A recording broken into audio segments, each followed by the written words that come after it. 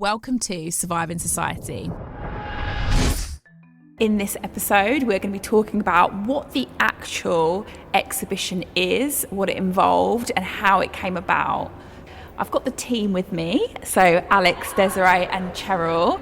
Before we get into an incredible tour from some of the key bits of art across the exhibition from Désirée, we're just going to find out a bit about what the process was in getting the information from the archive, then commissioning the artists.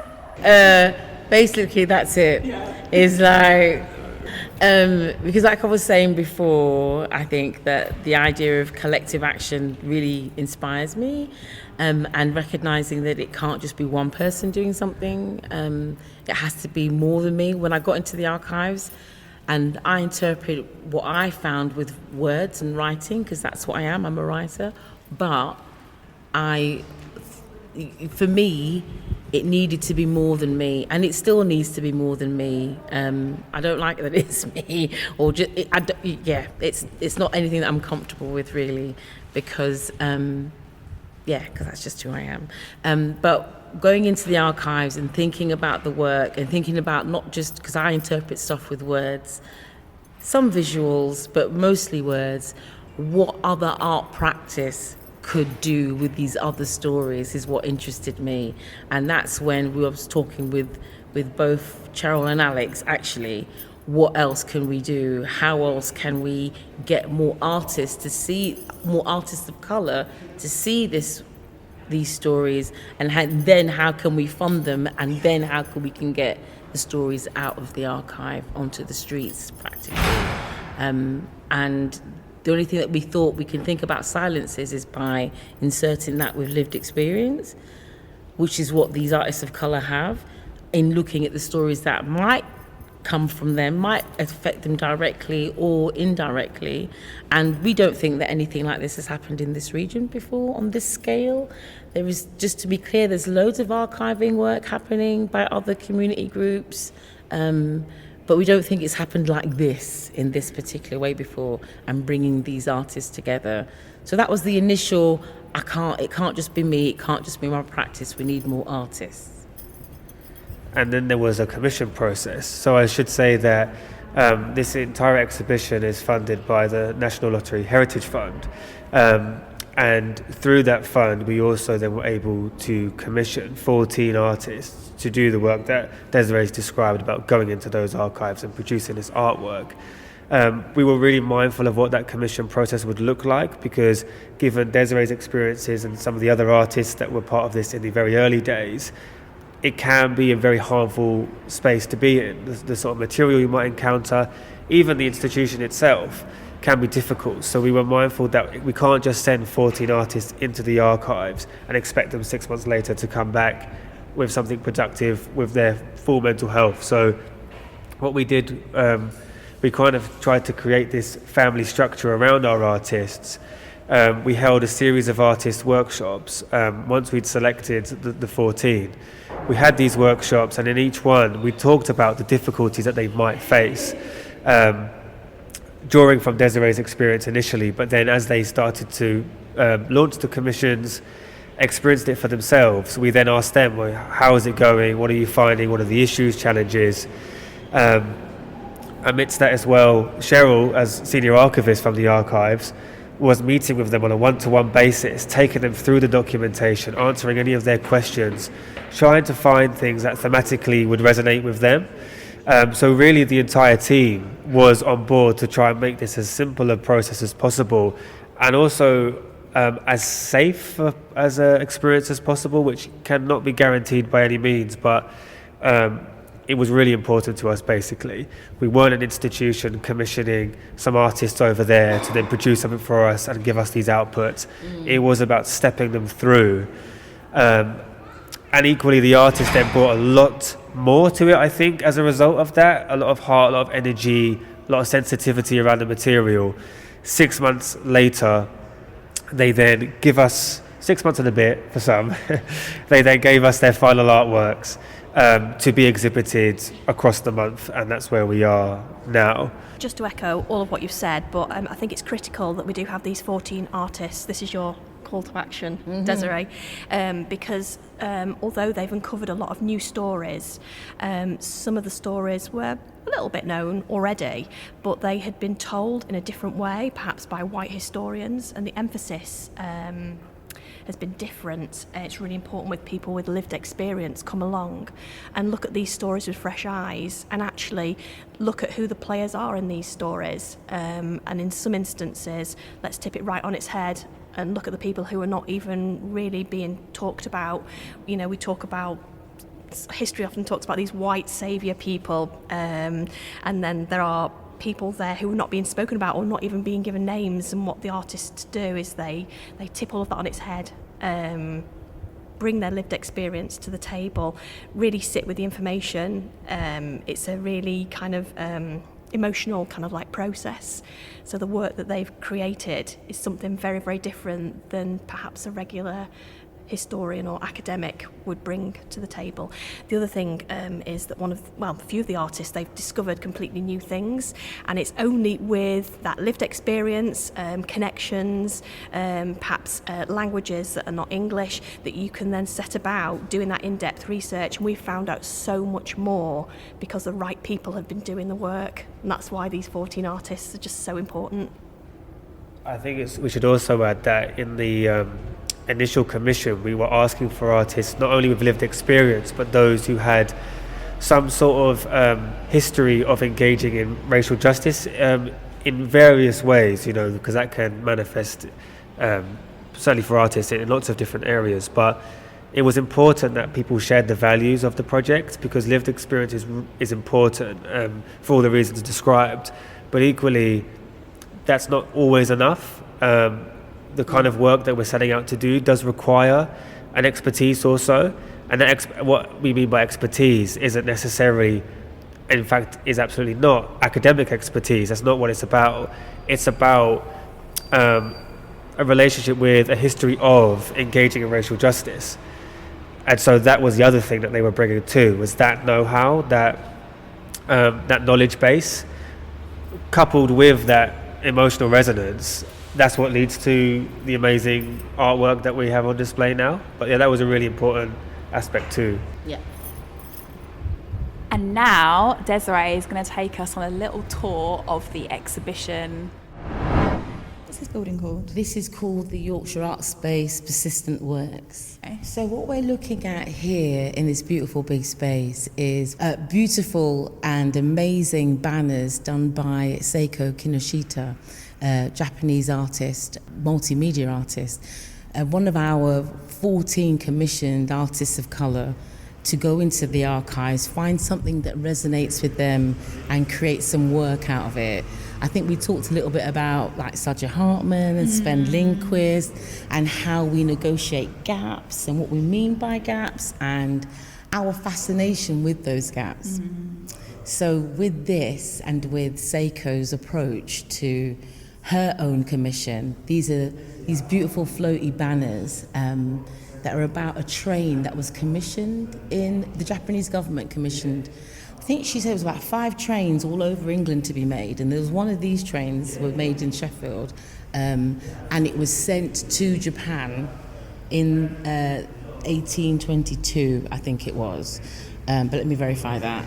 And she found the train still there in a city called Yokohama in Japan. So they sent the train over. The train never worked properly. I think it's something to do with the gauges or the width of stuff.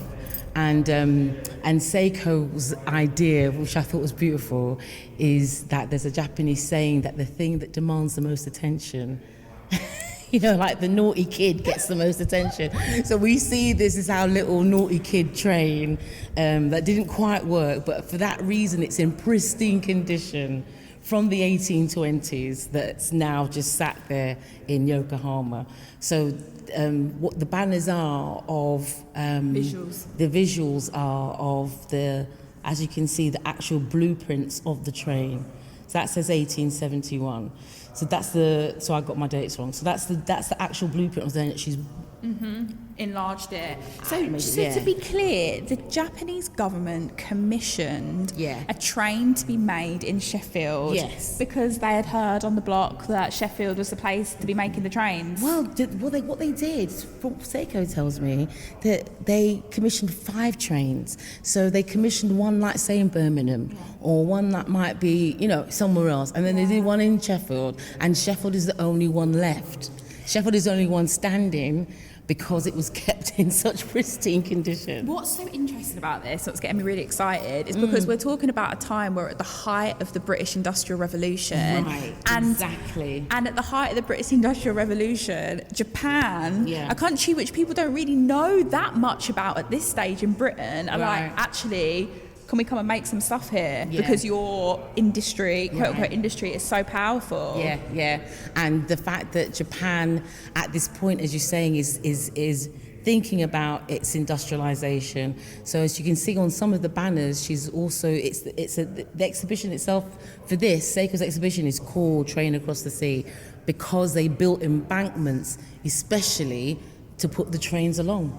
So there's a connection to water for her, the train and the water, which culminates in Japan, which was never a colony, which people don't really know. Didn't get there. Well, you didn't get there, should I say? Yeah, there's no we. There's no we. They didn't tell get me. there. They did not get there. They did not get there. Or they weren't let in. Yeah. But they, the idea of what we send across, or what they send across the world, and that effect on them and coming back to us. So our little badly behaved train became something that we thought, that Seiko herself thought was really important to think about. So we are looking at an image of a painting by Patricia Bugembe, Romulus and Remus. And I was reading the description and it made me quite sad. So Romulus and Remus were gifted slaves from the American colony obviously of African descent. And they were musicians. Yeah, French horn players, Yeah, French horn players. Do you want to tell us a bit about this painting? Yeah, so this is a beautiful reimagining, which is what the whole exhibition's about, right?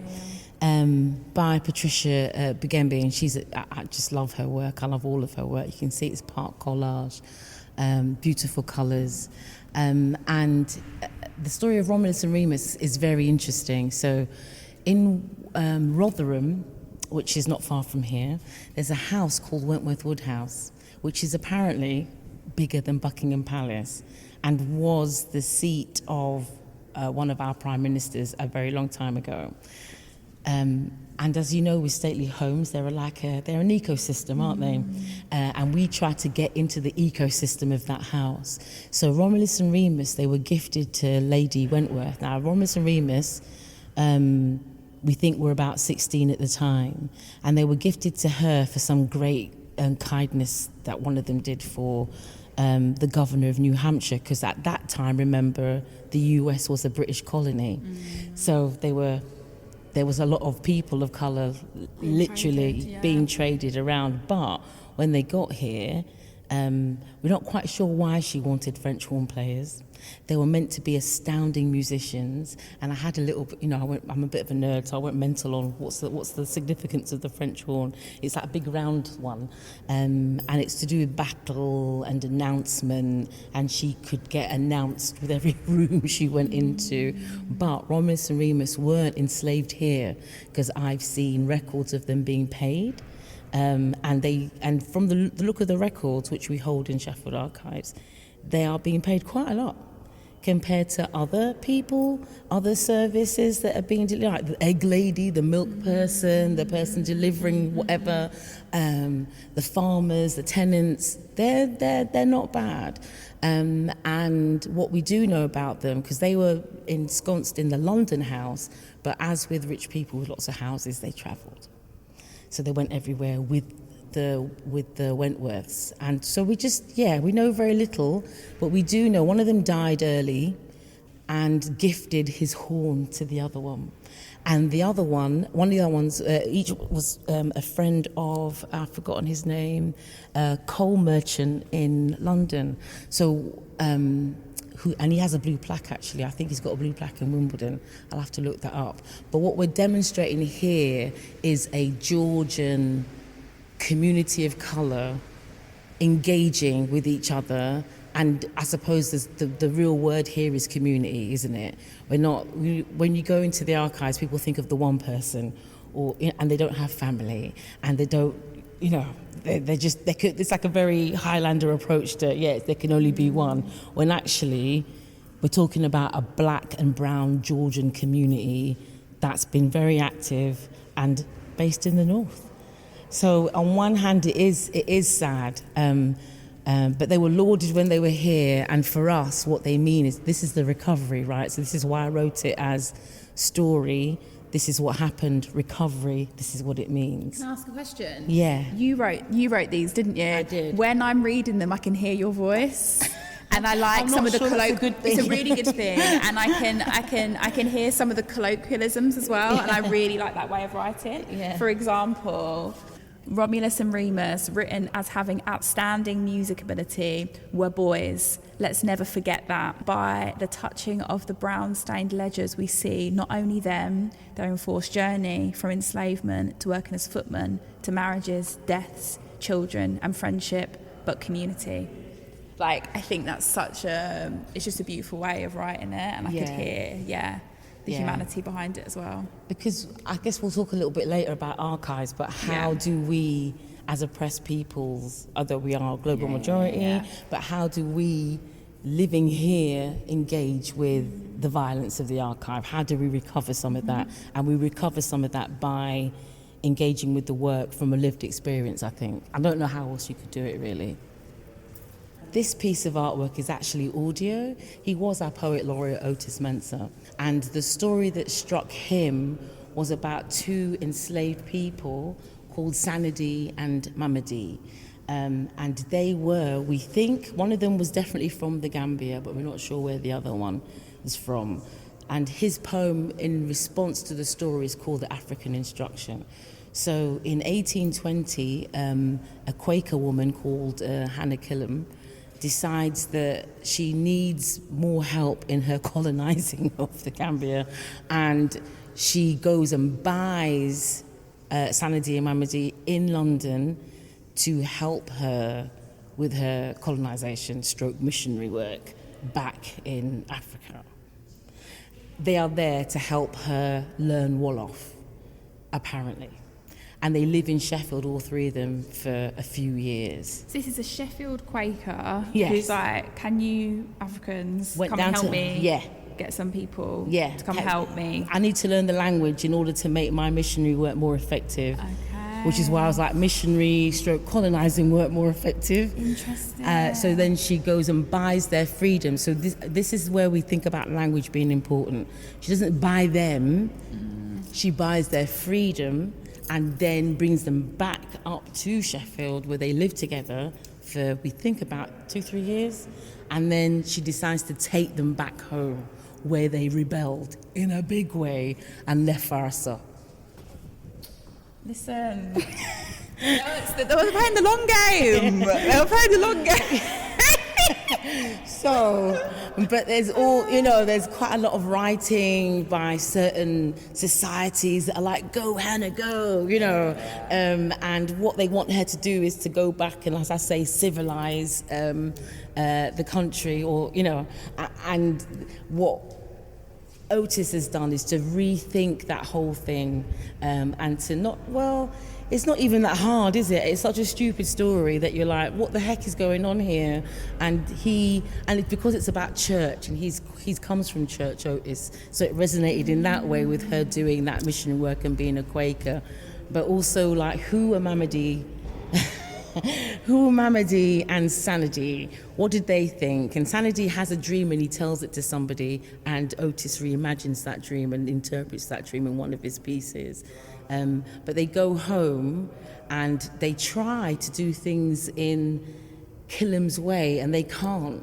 And they, one of them wanted to open a school for boys that had run away, from enslavement. One of them they wanted to do so many things, and she squashed it.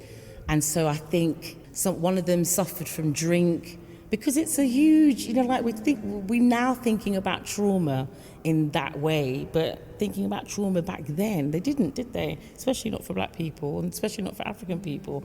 So, and she's disgusted, which is what makes me laugh.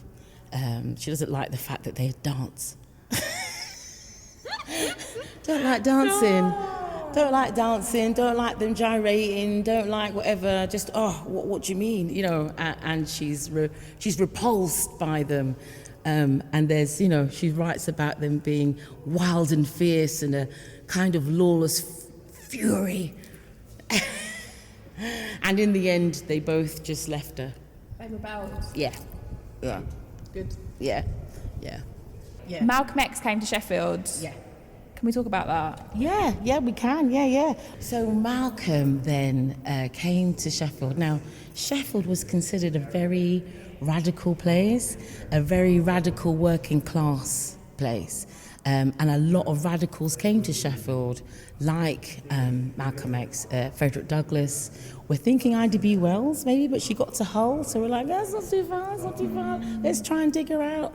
And also Paul Robeson, communist, like a few people came to Sheffield because of its reputation of being quite radical and being working about workers' rights. So my guy now, Malcolm, comes to Sheffield and he was invited by the Sheffield Student Union in 63, 64. And the student union invited him to speak. The newspapers said that he was booed and hissed when he got here, and he wasn't. They loved him, of course, because it's Malcolm. And then the students got together and wrote a petition to get the newspapers to tell the real story. So in my write-up of this bit, I say fake news isn't new. So the idea that he was booed and hissed and he wasn't, and they did a petition to kind of tell the real story, please. And then they never retracted the statements, but they did. Because it was a Sheffield Star, I think. They did phone me up when I put that information out to say, can we have a talk, please, about... Did they? Why are they still trying to...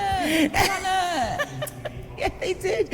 And this is the beauty of this work. These institutions are still here. And they're still getting annoyed about Malcolm X. Well, they kind of wanted to talk about, we did something wrong, didn't we? It's all in the wake of the George Floyd murder and the people doing the performative black square thing. Yeah. So they were like, we're doing what is that? And I gave them an interview and that was it. But and the fact that it's still happening. And so the idea of being, fake news isn't right, these people making up stories, that's not new either. So I just thought, and because we love Malcolm, we've had to put him in.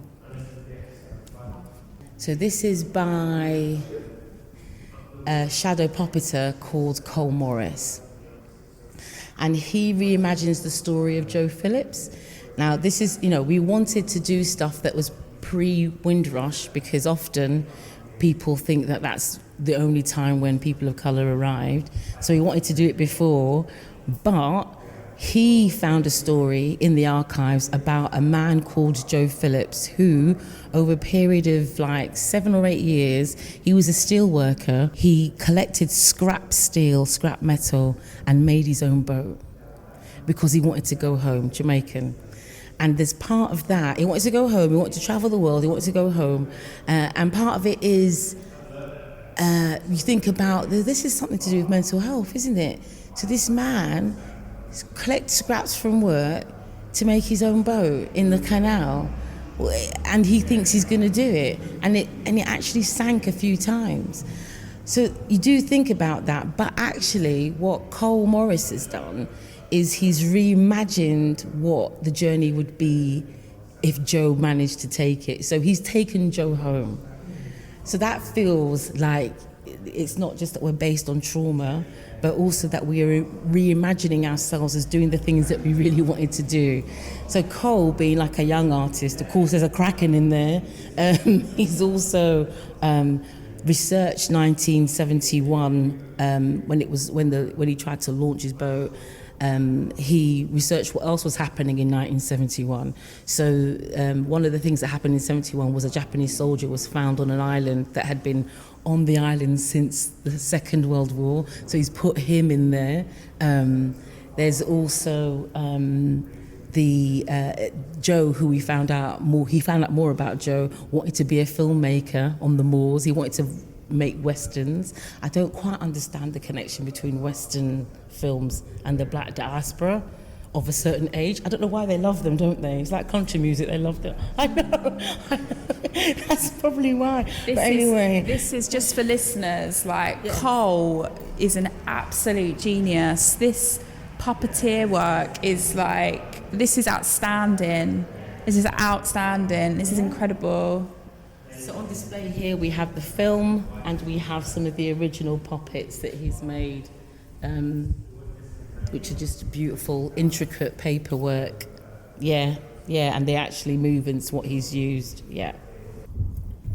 So if you look, I'm very poor on socials, yeah? I'm rubbish. But if you look on my Twitter, because I refuse to call it X, if you look on my Twitter, you'll see that I've pinned up the story of this little black girl this is a factory in Sheffield in 1901.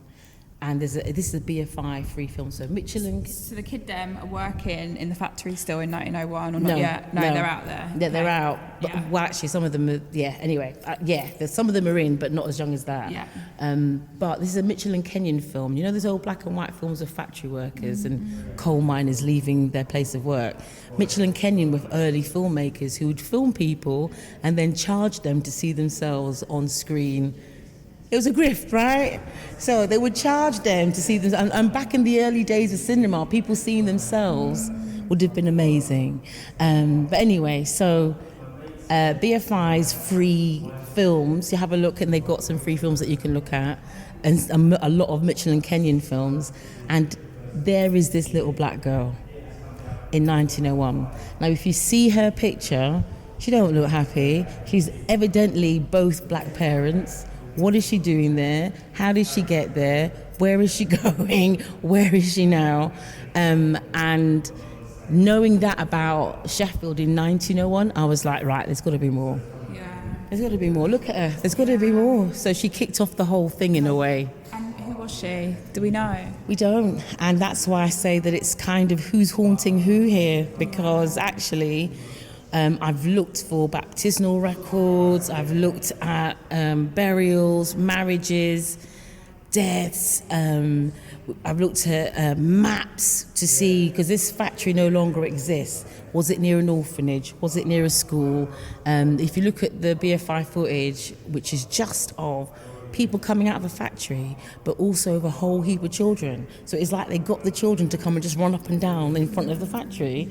And there's obviously a guy in a top hat in the film that's the boss of the factory, it looks like to me, and he's pushing people in front of the camera. He's pushing people in front of the camera because they're going to pay to see themselves later. So it's all about capitalism, and in the midst of this story of capitalism is this little lonely black girl. I've struggled to find out more about her, and she drives everything forward. That's beautiful. Thank you, Désirée. Thank you. Thank you for listening to Surviving Society. To support our work, you can rate, review and subscribe. To host or produce a series of Surviving Society, get in touch with us via Twitter or Instagram.